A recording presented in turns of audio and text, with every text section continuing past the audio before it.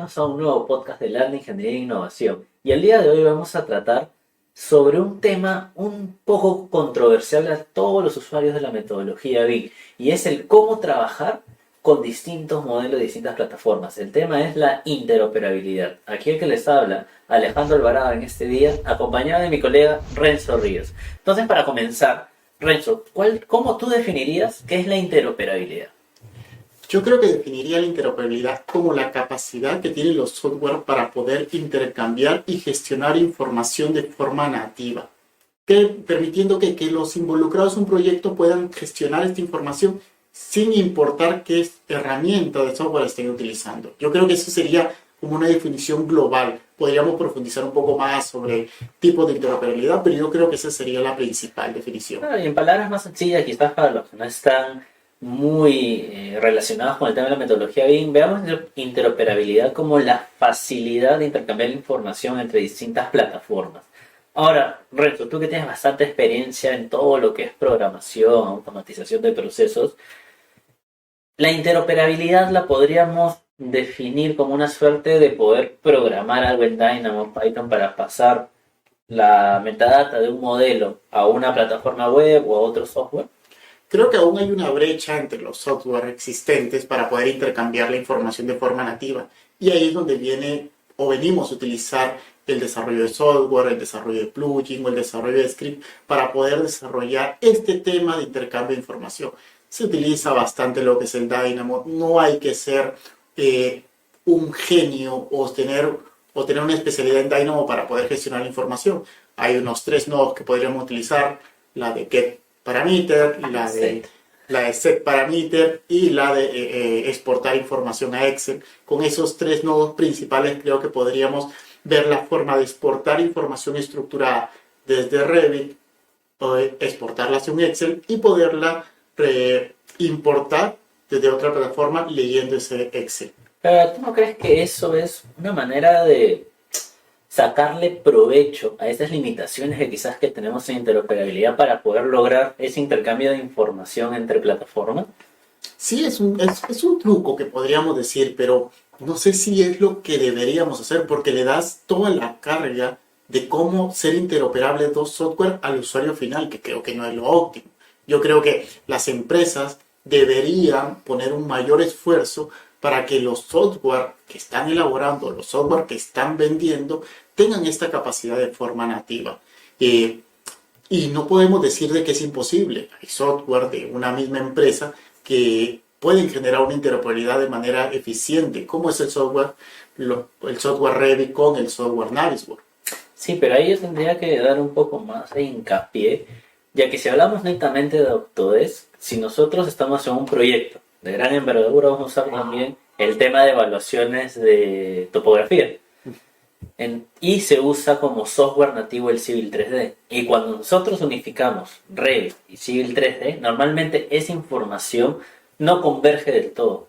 Entonces ahí vemos también ciertas limitaciones cuando no son software que son relativos entre sí. En cambio, el Navisworks y el Revit, entre comillas, uno es para desarrollar el modelo y el otro es para visualizar.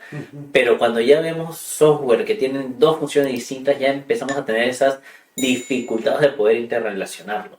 Claro, pero también seríamos un poco injustos si nosotros hablamos de que todos son limitaciones. Si hay ciertas iniciativas como la Building Smart con los formatos, o es más, el formato IFC, que sí te permite crear un tipo de interoperabilidad entre estos software. ¿Qué es lo que piensas, según tu experiencia, sobre este formato, sobre el IFC? El IFC es como decir, en palabras sencillas, el PDF de los modelos. ¿Qué quiero decir con esto? Imaginemos que el modelo es un Word. El Word vamos a escribir 1000 palabras y el PDF tiene que tener las 1000 palabras para entender todo el documento. Pero si no lo exportamos bien y este PDF tiene 500 o tiene párrafos sin rellenar, es información que no vamos a poder leer. El modelo es igual. Y una de las complicaciones que tenemos con el IFC al día de hoy es saber cómo generar ese modelo. Entonces, estamos viendo la metodología bien como trabajar colaborativamente, exporto un IFC, pero el trasfondo del IFC es una jerarquía de datos que muy pocos se meten a estudiarlo, a ver, a entenderlo, porque al final yo puedo decir que este parámetro está ligado con esta codificación IFC y es el código que debe tener para que lo lea cualquier software.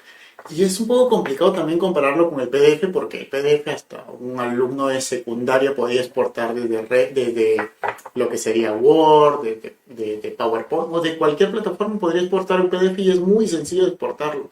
Pero creo que una de las preguntas más comunes que me hacen es, ingeniero, ¿cómo configura usted para poder exportar correctamente el IFC? Creo que se podría hablar hasta de un video completo, un tutorial completo de 20 minutos de cómo debería configurarse.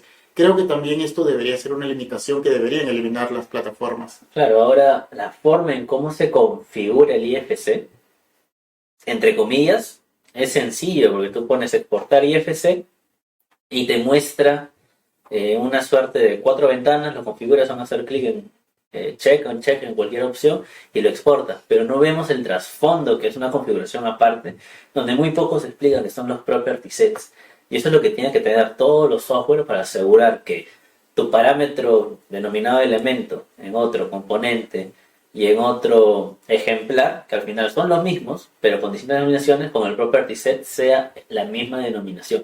Y es ahí donde muy pocos profesionales ahondan mucho porque es muy técnico, es abrir, es como hacer una suerte de código de programación. Es muy técnico, muchas palabras en un TXT que te desgastas en lugar de desarrollar. Y creo que ahí es donde debemos ahondar hoy en día hasta que las plataformas trabajen de esa manera. Sin ir muy lejos, el Tecla con el Revit, antes eran plataformas que no convergen, que no tenían una relación entre ellas.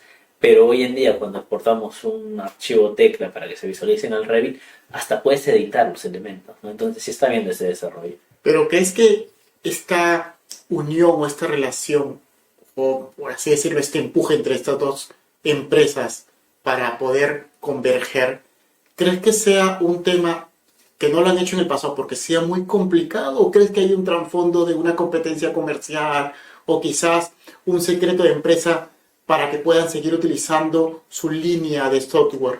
Yo creo que va todo por un tema comercial también. Al final su negocio es vender software y tienen que diferenciarse del resto para que lo usen.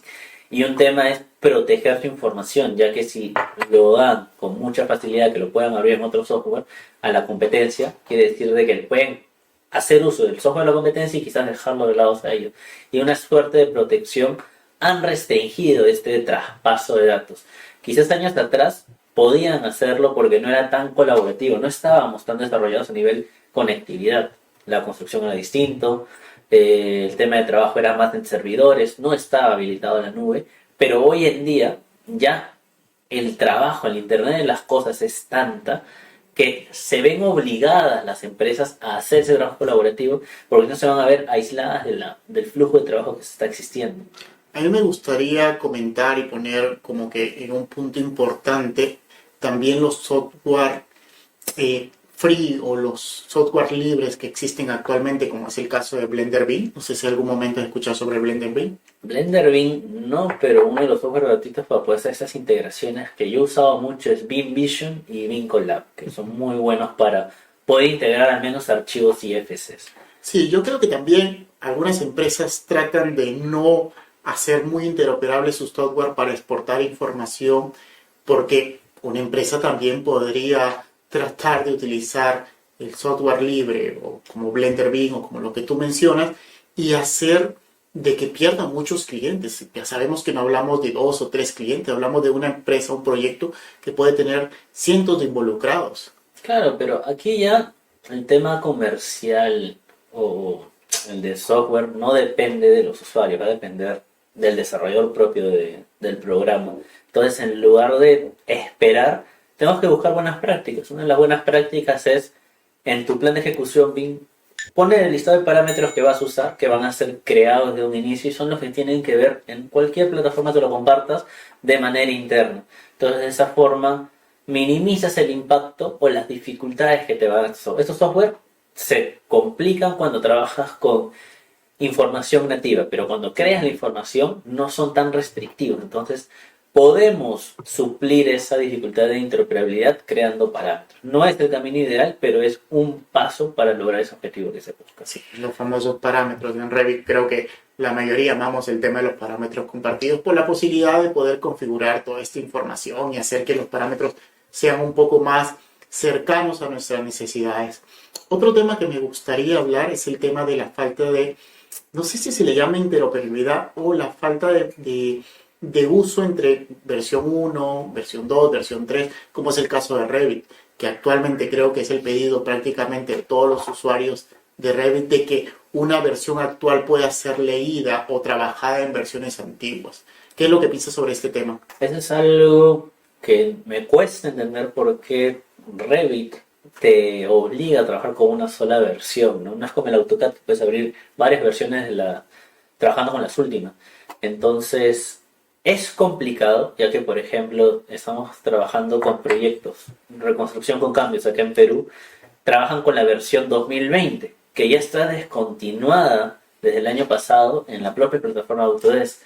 Escuelas Bicentenario también acá en nuestro país trabajan con la versión 2021, que ya está descontinuada desde este año, ya no hay actualizaciones por parte de Revit, no lo puedes descargar de manera directa.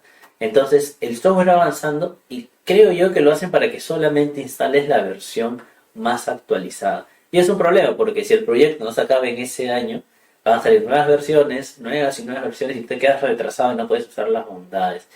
Pero sí, Autodesk de cierta manera da una solución que yo no estaba enterado de esto, me enteré el mes pasado me parece, donde si tú trabajas en un entorno común de datos, ya sea en el Autodesk Construction Cloud o BIM 360, puedes actualizar a la última versión vigente directamente.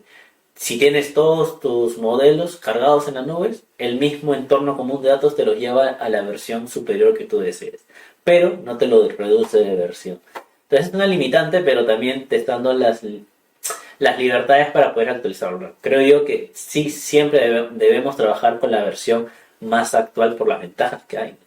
Sí, creo que mientras tanto se utiliza lo que es Design Automation, que te permite trabajar en la nube con Revit sin necesidad de tener una licencia o una computadora donde esté instalado Revit. Sería muy interesante si se profundiza más adelante en este tema. Pero una de las cosas que también me gustaría mencionar aquí es el tema de los diferentes software que vienen dentro de un proyecto. Un proyecto no solamente es modelado, también hablamos de análisis. Si hablamos de proyectos más complejos, hablamos de análisis de ruido, análisis climático, análisis lumínico. Y todas estas plataformas creo que sí deberían estar interconectadas. Y ahí donde viene mi consejo para las demás empresas y una pregunta hacia ti. ¿Crees que todos estos modelos o todas estas plataformas, esta información debería ser migrada hacia la nube? Yo creo que más que migrarlo a la nube es tratar de ver cómo relacionarlo, ¿no? Volver todo base de datos y centralizarlos en algún lugar que te permita conectar toda esta información. Ya que, por ejemplo, si hacemos un estudio lumínico, va a ser complicado que lo podamos ver en el modelo, si es que no está pensado para ello, y va a ser un documento. ¿Y cómo relacionas el documento con el modelo? Entonces, tenemos que buscar. Uno de los beneficios de la interoperabilidad es la rapidez con que va la información del punto A al punto B. Entonces tenemos que nosotros asegurar que como gestionamos toda esa metadata llegue casi al instante al receptor y si tiene alguna respuesta se regrese de forma rápida. Si estamos en un diseño, en una ingeniería, puede cambiar la arquitectura de un momento a otro y cuando estemos llegando a la entrega sale en la modificación y nadie estaba enterado y tienen que cambiarlo a última hora. Entonces tenemos que buscar la manera de que toda la información que no necesariamente sea algo modelable, un dato directo de un modelo, pueda converger de alguna forma. Hay una estrategia, puede ser plataformas de operación y mantenimiento, plataformas de gestión de documentos, que haya una forma de que desde el modelo o desde una plataforma colaborativa puedas ingresar fácilmente, ¿no? Y ese dashboard, entre otros. Muy interesante la conversación que hemos tenido el día de hoy. Me gustaría dar un resumen rápido sobre lo que hemos hablado, de que cuando hablamos de interoperabilidad, hablamos de que los software deberían tener la capacidad de poder gestionar la información independientemente cuál sea su origen. También hemos hablado sobre el tema de las limitaciones que hay entre estas interoperabilidad entre software, que posiblemente se deba a un tema comercial y también a la complejidad que tienen los formatos como así el IFC. ¿Te gustaría agregar algo aquí? Sí, también hay muchos problemas quizás en cuando buscamos qué software usar, si es interoperable o no. En lugar de ponernos las trabas, las limitaciones, tratar de ver cuál es el truco que nosotros como coordinadores, especialistas, Big Manager, podemos sacar provecho de las herramientas para hacer una pseudo interoperabilidad. Al final del día son software, lo que necesitan son bases de datos. Si logramos convertir esa información en base de datos, vamos a poder lograr la interoperabilidad sin importar si este programa es BIM o no es BIM. Entonces, ese es el objetivo que debemos llegar. Y ese es el reporte. Como muchos dicen, hacer que la herramienta trabaje para nosotros y no nosotros trabajar para la herramienta. Bueno, este ha sido un nuevo podcast. Yo me siento muy feliz por el tema que hemos hablado hoy día y nada más que despedirme y verlo la siguiente semana. Nos vemos, cuídense, hasta la siguiente semana.